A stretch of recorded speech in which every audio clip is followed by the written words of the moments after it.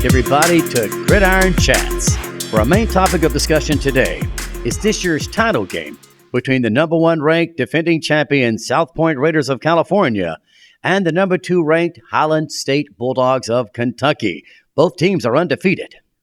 And to allow their analysis today, we have in the studio former pro running back Andre Kitchen and weekly columnist for First and 10 Sportsnet, Harmony Davis. Via satellite, we also have sports reporter Jeff Power and former pro defensive back Shannon Boone. Let's get to it. Now, Highland State beats Rutherford College on a technicality with a score of 12-7. A tough defensive battle on both sides of the ball.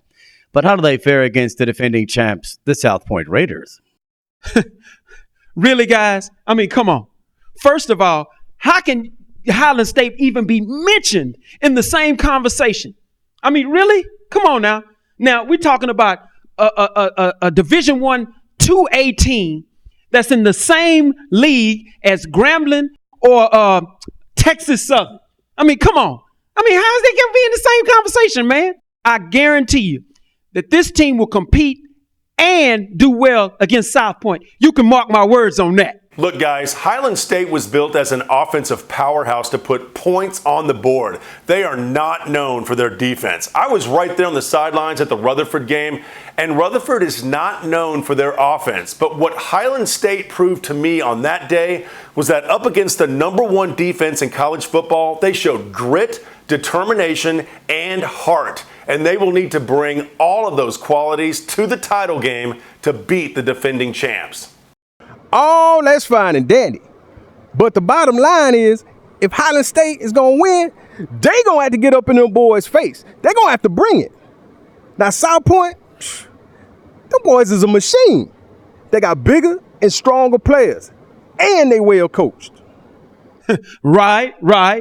But Highland State has one simple football strategy. And let me tell you what that is. That's to constantly feed the ball to the best running back in college football today. I'm talking about Mr. Lamont King, okay? Now, the way I see it, as long as they got this young man in their stable, we talking about a 4-year, back-to-back, 2,000-plus yard rusher.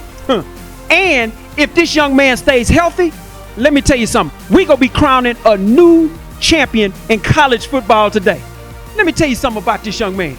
He is a smaller back that runs like a big back. He can bust through tackles. He can break it to the outside. And once he gets past your secondary, you ain't catching Lamont King, son. Yeah, you make a good point to where you are almost making Highland State a one-dimensional team. Whereas with Southpoint, they have many weapons they can use to beat you. Number 1, they got Kerry Drake, the best wideout in college football 2 years in a row. And we know he's going to be a number 2 or number 3 draft pick. And then you have running back Shady Rome, who is a 1,500-yard rusher. Has no problem running between the tackles and getting those tough yards when you need them. And look, I saved the best for last. Quarterback Alonzo Scott, the Theismann Trophy winner last year, and without a doubt, will be the number 1 overall pick in this year's draft. The number 1 quarterback in college football today, who, with the flick of his wrist, can with ease launch the football 70 yards down the field. How can Southpoint lose with the stuff they use? Glenn, you bring up some good points about Southpoint's weapons. But again, if Highland State is going to win, they going to have to play smash mouth football.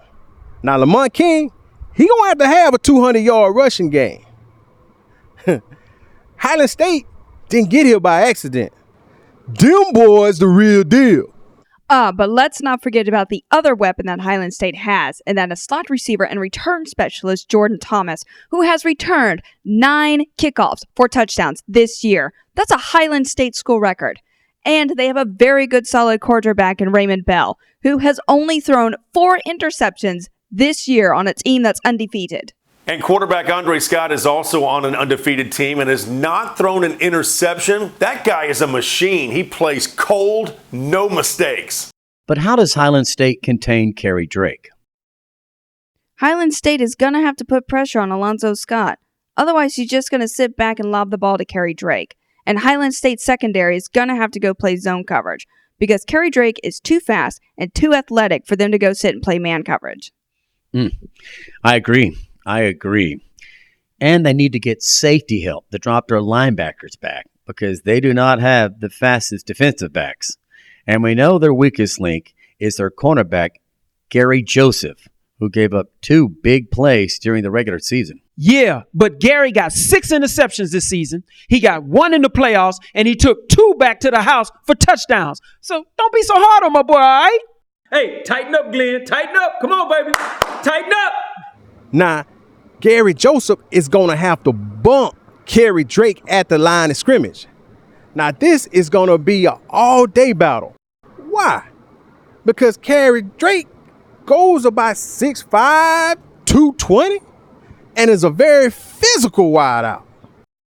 Now, with that being said, you ain't going to be able to stop Kerry Drake from maybe getting into the end zone, but he can be slowed down by good cornerback play.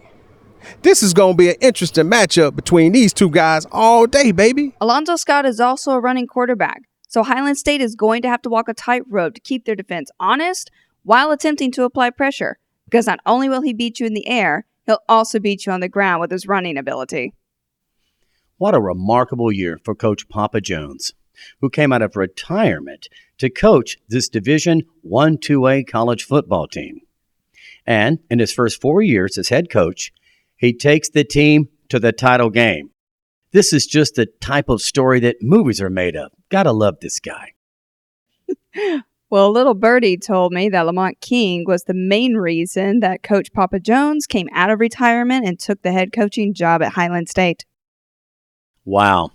Coach Jones must have seen this as not only an opportunity, but a challenge, having coached in bigger football programs and on the pro level. It's just amazing, and a credit to his mentality to win and to put together a top-caliber championship football team.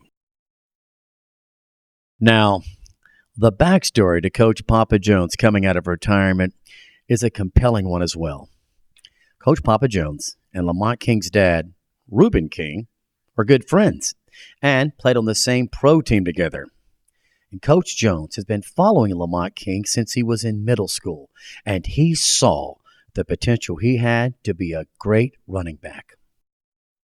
As soon as Coach Jones got word that Lamont King wanted to play for Highland State, which is the same college his dad went to, Coach Jones jumped at the opportunity to fill the head coaching vacancy and to coach Lamont King.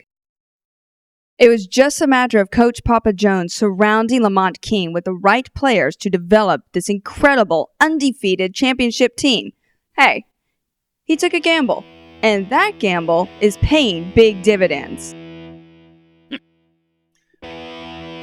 Now, if one looks at this game from a logical standpoint, as well as statistically, Southpoint comes out on top. You got the best college quarterback in Alonzo Scott tied to the hip with the best wideout in college football. Look, both of these guys played Little League together, went to the same school together, and won championships together. Their chemistry is through the roof, and that's the one thing you cannot coach. Okay, predictions for the title game. The title game of the century. Who wins? Starting with Harmony. If Lamont King stays healthy, Highland State by 6. Andre. Yeah, I agree. Lamont King is the heart and soul of this football team. You also got Raymond Bell and Jordan Thomas, who are also keys to a victory. I'm going with Highland State by a touchdown. Shannon. I got Highland State winning by 6, man. Jeff. You know, my heart is with Highland State and all that they've been able to accomplish this season and last season for that matter. But my gut tells me that go with Southpoint. They are just too big, too strong, and they are even hungrier now to win a second title. I'm going with Southpoint by a field goal. And there you have it, college football fans. I'd like to thank my guests for dropping in today and giving their expert analysis on this college championship football game of the century. The number 1 ranked undefeated defending champion Southpoint Raiders versus the number 2 ranked undefeated Highland State Bulldogs. Till then, I'm Glenn Patterson. man, Glenn. And You we'll the see man. you at the game. Bye now.